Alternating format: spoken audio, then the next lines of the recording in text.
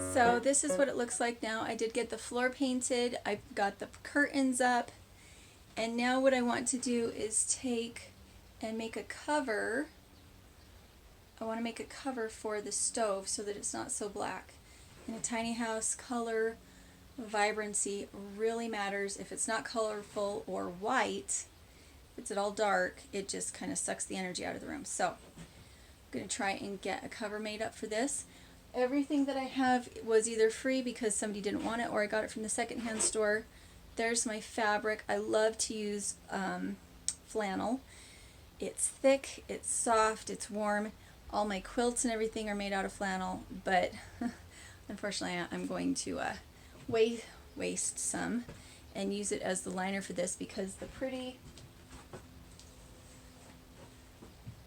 sheet that I want to use is not thick, and so the black will still shine through if I don't have a liner for it. So I'm going to go ahead and